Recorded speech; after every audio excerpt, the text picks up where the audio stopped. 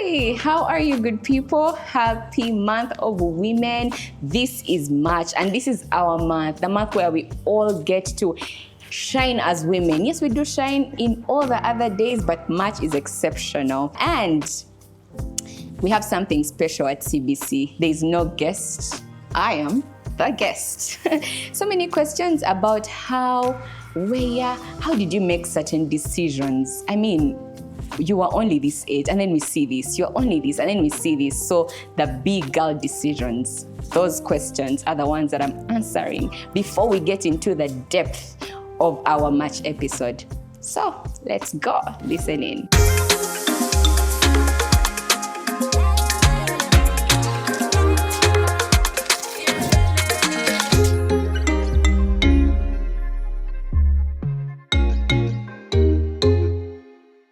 You sound so ready for me.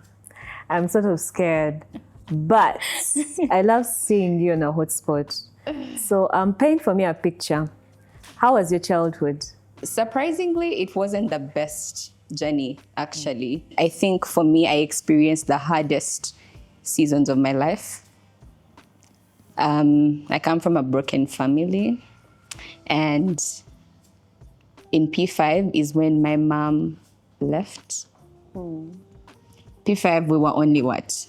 We're not at 10 even. A lot of things happened. My dad lost his very good job in that time. Okay, so how did your role change when your mother left? Your role at home? The big sister in me started, actually. Yes, I was a firstborn before, but she was there. And she was doing most of the things. So after she left, I had a baby brother that was just 1 year old. That I can't say I raised, but I mean, I was, I think, now the mother figure in those days. So how did that shape your character to the person we see now? It really did. It really did, because I think in that time, I got to learn so many things early. I always knew if I needed something, I needed to do something extra. And it is seen in everything that I do. Even when I got, even when I had a job, I was doing a business. Even when I have a job right now, I am doing this CBC platform. So there was always an extra something. I think it got me in that place of, this is not enough. You ought to do something else. I needed to do something extra. Transiting into high school, what were your dreams for your career? Dreams for my career. I don't want to lie to you that I had very big dreams. Coming from a place of survival, I think I told myself, because you all know, you study this, but then you never. Actually, you know what? I wanted to become a lawyer. Weird. The shocker is the literature bit of me was so poor. So literature killed your career? Killed my career. A friend of mine called Letitia, she knows. Yeah, she's in Germany right now. She cannot believe that I can post a book for a month. Now, weirdly, I was very good with mathematics. I think in O-level, in my class, I was always the best in math. And now I knew whatever it was going to be, probably I'm going to be a scientist. Now, from becoming a lawyer to now thinking my life around. Now, my dad is an engineer, telecom engineer. Yeah, so now my mind was around that. Not telecom engineer per se, but engineer. Yeah, because I knew the mathematics, but I just didn't know, was it physics or chemistry? Biology wasn't part of them. Yeah, no. So now that it switched from lawyer to engineer. When we're transiting to senior 5 and senior 6, what were you thinking? Now, I've told you I was always the best in math or level. The tables turned. At this point, I was now very good with economics. Actually, I was always the best in economics. So can you imagine I would always get AA, F, O. That was it. So entrepreneurship, A, economics, A, F9 in math. Because my mentor then in high school was the headmaster. Yeah. Mr. 𝐭. Mr. 𝐭. Yeah. So I got to him with my O-level results. I had a D1 in math. I think it was even the only distinction one. The other distinctions are 2s and 1. But then now we failed to get a combination. You can't do math without physics or biology, right? So it now had to be math and something else, right? So we chose mathematics, economics, and entrepreneurship. I thought I was gonna do something around business administration because of the economics and entrepreneurship. Now that is where we were. So fast forward, results are back. What is your mindset? What's happening there? Of course, you know this whole mentorship thing and career guidance. So these people come to us, talk to us about this whole journey. And for some reason, the people that were in the high, like Form 6 and were in Form 5, that came back to speak to us in that time, most of them were doing quantitative economics. And like I've told you, I already wanted. So I knew for a fact QE. But around that time, I have an uncle who was working with Macquarie University. So we sought for his advice with my dad, and he told us that there's this new course on board called actuarial science. Yeah, it is new. So when she does it, when she's out of the university at that time, there are going to be few, so she'll be marketable, she'll be highly demanded. And now they switch us from QE to actuarial science. To be honest, actuarial science was mathematics, alphabetical mathematics, everything mathematics. And remember, the love and the knowledge had died a long time ago. Yeah. But for some reason, honestly, the university is all about discussions and, people. I think now you know what you want. So at that point, what are you thinking you're going to become? An actuary, my friend. Because actuarial science is like statistics, everything statistics, because we're studying with statisticians and quantitative economists. But the beauty about us, or the exceptional thing about actuarial, is insurance. So fast forward to internship. Let's see how the table stand. What happened? The Uganda we live in, my friend. Internship was about connection. The quickest connection I could get was to work in a bank, which was close because there was bank insurer in there, but I didn't do anything close to that. So in which department were you in the bank? I was all over in the bank. So I did my internship. Table, queries. Yes, at Centenary Bank, head office. So my first week, I was at these people that are creating an account. So I sat account opening, yes. I sat there for a week. Then the following week, I was at customer service, welcoming people, helping them get till numbers, that thing. And the following week, I went to the credit section. I loved it there because now there was risk management, and I studied that in actuarial science. So I could relate to things. But again, what we study is basic. So in that time, you're doing your internship, you're in the middle of this hot cake course. What you are doing and what you are studying, where is your mind at? Are you marrying the two? Are you starting to carve out a career path for yourself, or you're still surviving? Being the person that I am, to be honest, I was trying to look out now. I'm trying to marry the two, yeah? So when I got to the credit section, it was speaking into actuarial science, but at, let me say, 20% really. But then now those people are connected to the risk management department. There's a department called risk management in the bank. So after campus, where did you first land your first job? After the internship, I was retained at Centenary. Yeah, I was retained, but I wasn't able to balance. So I didn't even stay for so long because that semester, my grade ran all the way to second lower. And then I'm telling myself, what are the odds, right? So I had to quit the job. Yes, I wanted the money. It was helping me and all. But again, what is the end goal? So some days I'm going to work till midday.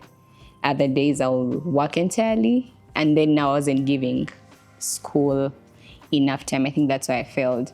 So I ended up trying to ask for time for people to explain what was studied. So when the result came back and it wasn't worth it, I had to quit. the job. Yeah. That's interesting. Okay, so let's say that was the first job. That was so my what's first the second job now that you have the degree? Now, my second job, I was an administrative officer or coordinator per se. There is a company called NFT. It helps, it's like an HR company, like it helps you get NFT jobs. consultant. NFT consult, yes. Yeah. So my dad really played a big role in helping me get jobs, even the internship. So I applaud him for that. So he connects me to the CEO of NFT. And in that period, they were hosting Afrinic, African Network Information Conference. So it wasn't for long, it was just a month. So they called me and said she can come start. We're gonna do this. It was at Sheraton. I spent the month at the Sheraton Hotel.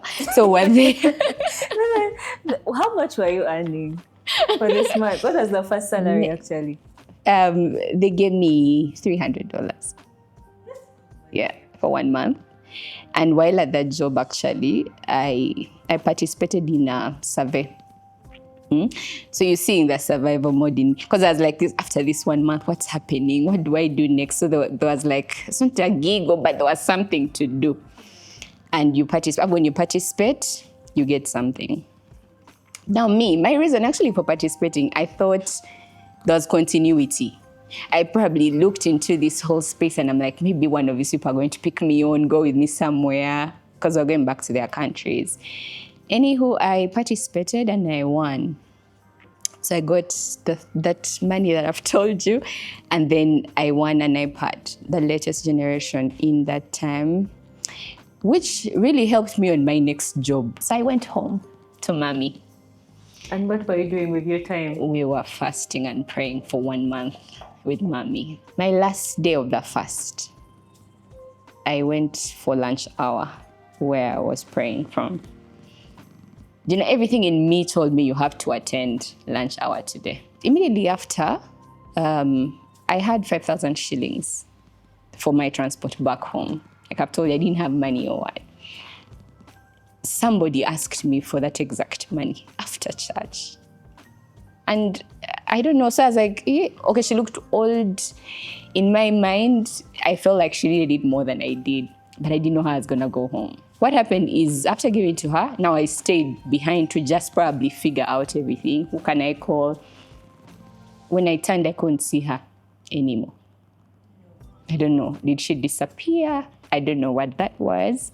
But immediately after that scene, I received a call from a friend of mine called Collins. I've never talked about him. Right there, Collins told me, Chloe, there is a job. We want a receptionist at our company. They're young boys that started up there trading FX, those trading things. And they were really well set up and it was doing well, really. So he said, but the money we are giving, because he was seeing my status. Now I was at Sheraton, I'm posting the pool, I'm sleeping, eating food. And now he's telling me, will you accept the money that we are going to give? How much was that? 300,000. But little did he know that I needed it so bad. So when he told me, he was like, anyway, just send me your CV, then we'll follow. So of course I showed him interest. Trust me, after that call, I felt like the need to walk home. But of course, after that call, I called somebody, they sent me money, and then I went. When I went home, of course, I was working on my CV. I was telling my mom about the whole scenario. The old woman and what, of course, spiritually she explained. So fast forward, I had an interview. That was Friday. The interview was the next day, Saturday. So I had to send my CV immediately that day. So I went to a cafe, found a way of sending him. Then they called me for the interview. He told me, we just read your CV. Everybody here wants you, but everybody had to bring a potential receptionist. Yeah, so I reached, and we were 5 girls, I think. Each one of us, I remember there were people from They were like, we were girls of faith. Honestly, it had to be purely good, because everybody there was saying, I'm praying, I'm doing this. Everybody had a story. So I was like, well, if it's mine, I'll get it. If it's not, it's okay. So I was the last person to be called. Entered, was interviewed. We came back. Of course, I'm very social. I had already become friends with the girls there. I had numbers, and then I told them we shall text each other, whoever they will call, good luck. Now, on my way, because it was Buganda Road, now I was walking to the taxi park. Before I could enter the taxi, they called me back that I had gotten the job. So I was wondering, wow, you've already reviewed this CV. And you've made you up already your know. mind. Yeah, so that's how I landed my second job. How long was that? Until COVID, actually, 2020. The business was affected because of COVID, actually. Yeah, so when the president was saying, I think it was a good thing for those guys, because how are they going to explain to people that, you know what, your money's... But now COVID helped in the explanation. You get? So someone were told to stay home, and then they tried to keep paying up, but it couldn't be sustained. And then it was just a duck. There was no communication. We were in the group, but we didn't know when we would return. Yeah, but right in that moment now is when, of course, now, like I've told you, I'm a survivor. I think as the ship is sinking, you're thinking of something else. I'm a survivor, yeah. Somehow, my other opportunity comes in that COVID time. CEO Summit. Oh, you know, now me, I knew CEO Summit. I didn't know about this other receptionist job. My friend, Naidiva. I still feel like CEO Summit was short-lived. I was there for 15 months. CEO Summit made me. Yeah. Okay. It really made me. Like, I want to talk about CEO Summit. Talk about CEO Summit. CEO Summit is when I get to learn, even this thing that I do has a CEO Summit element in it. Yeah, so CEO Summit is basically, it was a think tank where CEOs themselves are coached, mentored, and then taught the things that they do, imagine. And I was the youngest on the team. And the CEO, MD, for some reason, I was really favored. He would tell me, you are the one giving the opening remarks. So he would, and then I'm like, what am I going to say to these people? I mean, right? I was, 22, 21 years old. Now I started trying to research, because I'm like, how am I going to stand before CEOs and make a point, right? So now that is how I start to learn, to want to become, to, read. Me who didn't like literature, right? Yeah, and because of that, I met a CEO who connected me now to where I am now. I think because they probably saw that. There's potential in that. Yeah, so it got me where I am now. Okay. So if you're to sum up this journey in a few words for a person who is wondering, how am I going to make it? What would you tell them? How are you going to make it? First of all, are you ready or willing? Yeah? And how much can you do, or how far can you go for that which you want to make? Prayer. And then, of course, prayer includes sowing. Yeah, that money that I got in dollars, I had to sow. Do you notice the 300? Now, yes, there was dollars, now this became 300 shillings. I've been working in figures of threes. You don't ask me how much I earn now, but yeah, for some reason, I feel like there's been a multiple. Yeah, but I didn't realize it then. It came later. So prayer, be willing to sow. And then I think wanting to learn, willingness to learn, right? Because when I got to CS, I had a hand of somebody that was helping me, but I felt like I needed to learn more to be able to be seen. Yeah, because most people get to organizations and they're just, doing what they do. I'm the manager and that's it. But you can become a director. So what is it about a director that they did or they do that I can learn to get me to where I am? I think that's the survival mode and the resilience bit of it, yeah.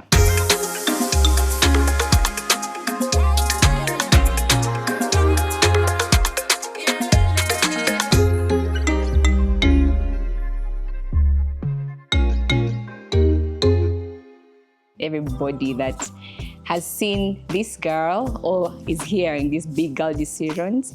If you are that person and you want to learn more or listen in more, not just me, but with even people that have the expertise, yeah, definitely it is CBC. So we'll have a lot of career in there, personal development, career growth. So there'll be a touch of that.